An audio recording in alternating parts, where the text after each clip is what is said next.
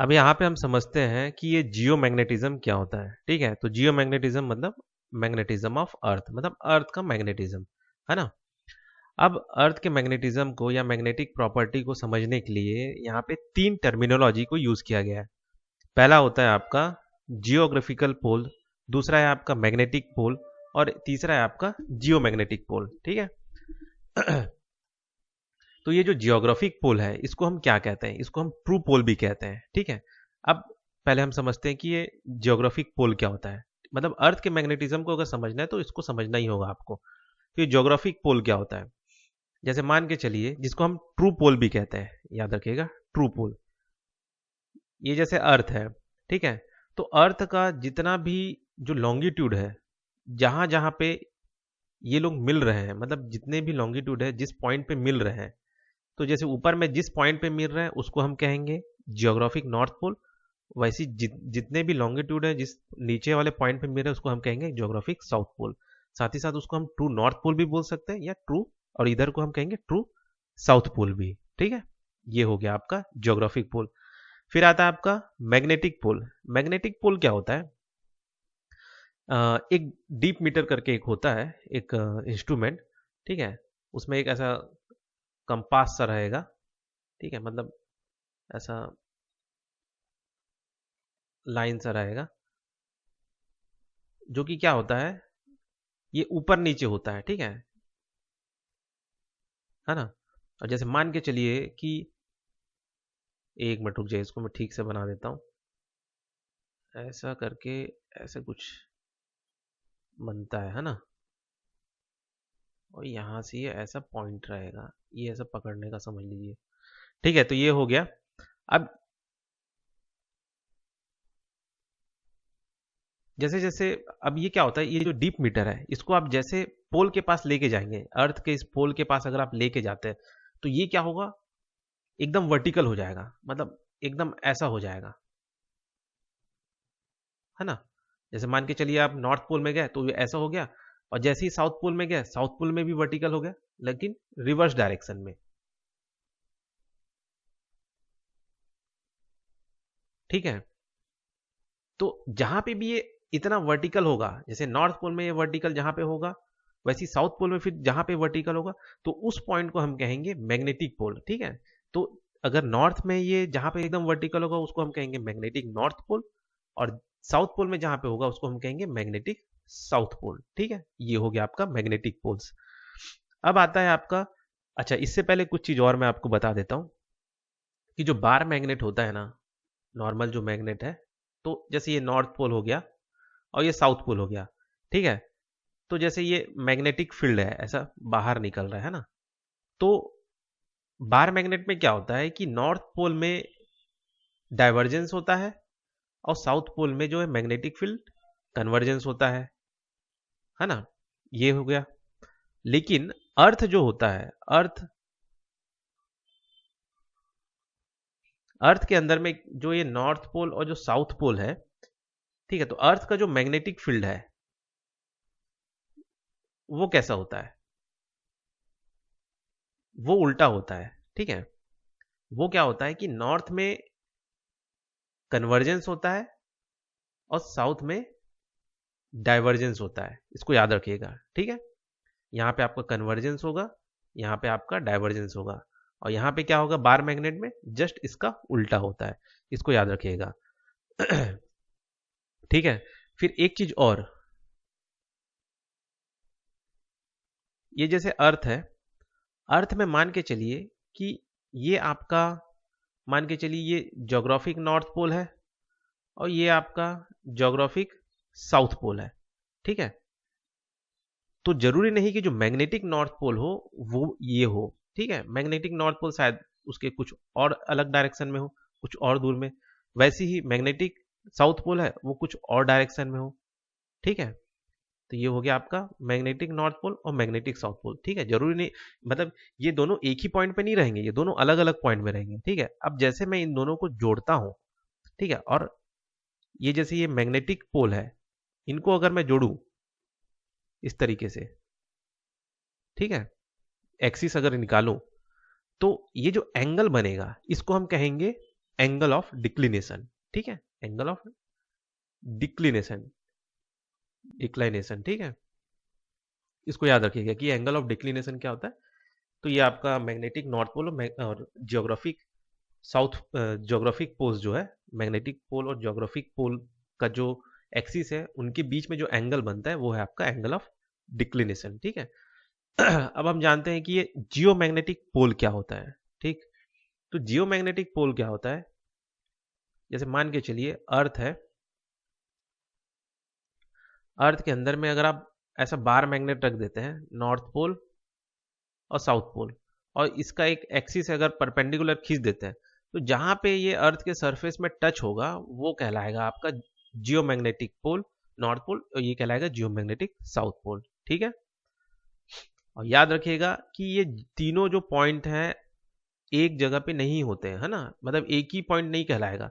अगर मैं बोलूं कि ज्योग्राफिक नॉर्थ पोल, ठीक है, वो अलग होगा, मैग्नेटिक नॉर्थ पोल वो अलग होगा, और जियोमैग्नेटिक पोल होगा वो अलग होगा, ठीक है। जैसे मान लीजिए अर्थ का नॉर्थ पोल वाला एरिया है ना, अगर ये नॉर्थ पोल वाला एरिया है, तो अगर तीनों पॉइंट को अगर मैं बोलूं तो ये अलग अलग होगा, ठीक है, एक ही पॉइंट नहीं होगा, इस चीज को याद रखिएगा।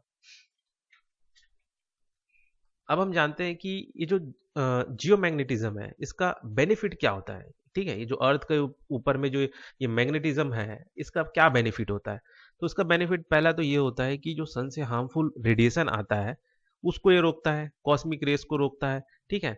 अब ये दिखता कैसे है, ठीक है, एग्जाम्पल के लिए जो अंटार्कटिक और आर्टिक रीजन में आपने ऑरोरा बोरियालिस या ऑरोरा ऑस्ट्रेलियस ऑस्ट्रियालिस सुना होगा, मतलब वो हरा हरा सा आसमान कुछ नजर सा आता है ना, वो यही चीज है कि जो बाहर से आया हुआ जो कॉस्मिक रेस है, स्पेस से आया हुआ जो कॉस्मिक रेस है, वो क्या होता है, अर्थ में ना पहुंचे उससे पहले ही मैग्नेटिक जो फील्ड होता है अर्थ का उससे टकरा जाता है, टकराने की वजह से ये इस तरह का मैग्नेटिक स्टॉर्म्स क्रिएट होता है, जिसे हम ऑरोरा बोरियालिस और ऑरोरा ऑस्ट्रियालिस कहते हैं, ठीक है। अब ये जो अर्थ का जो मैग्नेटिक फील्ड है इसके इसका कारण क्या है, ये अर्थ में मैग्नेटिक फील्ड आया कहाँ से। तो इसका जो मेन कारण है वो है आयरन रिच इंटीरियर, मतलब अर्थ के अंदर में आयरन मटेरियल भरा हुआ है, प्लस वो मोल्टेन फॉर्म में है। और तीसरा ये कि ये अर्थ जो है मूव कर रहा है, मोबाइल अर्थ है, जिसकी वजह से क्या है, एक तरह से डायनोमो की तरह बिहेव कर रहा है, ठीक है, जिससे अर्थ मैग्नेटिक फील्ड बन रहा है ना। ये हो गया। अब अर्थ के जो मैग्नेटिज्म है उसको समझने के लिए और कई सारे डायनामिक कैरेक्टरिस्टिक को समझने के लिए ये कुछ और डेफिनेशन है, ठीक है। तो इनको हम समझते हैं ये क्या है, कि ये मैग्नेटिक डिक्लिनेशन क्या है, मैग्नेटिक इंक्लिनेशन क्या है, और मैग्नेटिक इक्वेटर क्या है। जैसे मान के चलिए ये क्या था, अच्छा ये तो एंगल ऑफ डिक्लिनेशन हो गया, ठीक है। तो मैग्नेटिक इंक्लिनेशन क्या होता है, जैसे ये अर्थ हो गया, ठीक है। अब जैसे ये हो गया आपका, ये हो गया आपका जियोग्राफिक नॉर्थ पोल, और ये हो गया आपका मैग्नेटिक नॉर्थ पोल, ठीक है। अब मैं यहां पे अगर मैं खड़े हो जाऊं और यहां से ऐसा लाइन खींचूं तो एक एंगल बनेगा, तो इस एंगल को कहूंगा मैं मैग्नेटिक इंक्लिनेशन, ठीक है। अगर मैं यहां पे खड़े हो जाऊं और यहां से अगर मैं इस मैग्नेटिक नॉर्थ पोल और ज्योग्राफिकल नॉर्थ पोल की ओर एक लाइन खींचूं तो एक एंगल बनेगा, उसको मैं कहूंगा मैग्नेटिक इंक्लिनेशन, ठीक है। तो अलग अलग पोजीशन पे जो मैग्नेटिक इंक्लिनेशन है, मैग्नेटिक डिक्लिनेशन है, इसको याद रखना, मैग्नेटिक डिक्लिनेशन जो है वो अलग अलग होगा, ठीक है। तो ये कैसे बनता है ये समझ में आया भाई। जो ज्योग्राफिक पोल है या मैग्नेटिक पोल है, तो आप नॉर्थ पोल में खड़े खड़े हैं, जैसे मान के चलिए ज्योग्राफिक नॉर्थ पोल है और ये मैग्नेटिक नॉर्थ पोल है, और मैं यहाँ पे खड़ा हूँ, तो मेरे से जो लाइन सीधा है जो जाएगा, और प्लस ये मतलब ये दोनों पॉइंट को जो टच करेगा, तो ये जो एंगल फॉर्म होगा इसी को हम कहते हैं मैग्नेटिक डिक्लिनेशन, ठीक है।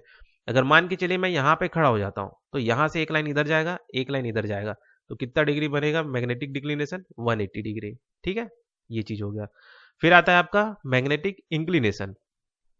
इसमें क्या होता है, सेम वही डीप मीटर, इसको याद रख लीजिए, डीप मीटर जो है, ठीक है। ये जैसे अर्थ है, तो यहाँ पे आपका डीप मीटर वर्टिकल होगा नॉर्थ पोल में, और एक होगा साउथ पोल में डीप मीटर वर्टिकल होगा। ठीक है। तो ये क्या करता है, पोल में तो डीप मीटर जो है वो मैक्सिमम रहता है, लेकिन इक्वेटर में क्या होता है, ये जो डीप मीटर जो होता है वो जीरो रहता है। ठीक है, वो जीरो दिखाता है। और जैसे जैसे इसका हाइट बढ़ता जाएगा तो उसका जो एंगल है वो बढ़ता जाता है, और मैक्सिमम एंगल आपका नॉर्थ पोल में रहेगा डीप मीटर का, या फिर मैक्सिमम एंगल जो है साउथ पोल में रहेगा डीप मीटर का। ठीक है, तो ये जो इंक्लिनेशन दिखाता है डीप मीटर, इसी को हम कहते हैं मैग्नेटिक इंक्लिनेशन, और कुछ नहीं। ठीक है, मतलब यही जो एंगल दिखाता है उसी को हम कहते हैं मैग्नेटिक इंक्लिनेशन।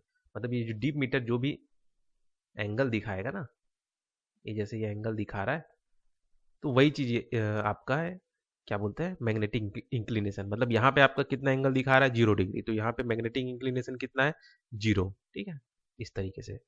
अब आते हैं मैग्नेटिक इक्वेटर क्या होता है।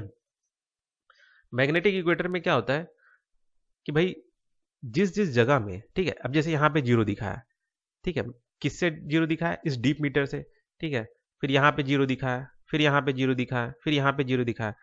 तो डीप मीटर से अर्थ के इक्वेटर में, मतलब अर्थ के उस हिस्से में जहां पे 0 डिग्री दिखा रहा है मैग्नेटिक डीप मीटर, ये जो डीप मीटर है जहां जहां पे 0 दिखा रहा है, जैसे यहाँ पे 0 दिखा है डीप मीटर, यहाँ पे 0 दिखा है, यहाँ पे 0 दिखा है, यहाँ पे, और है ना, तो इन सभी लाइन को अगर मैं जोड़ दूं तो ये जो लाइन कहलाएगा, ये कहलाएगा आपका मैग्नेटिक इक्वेटर।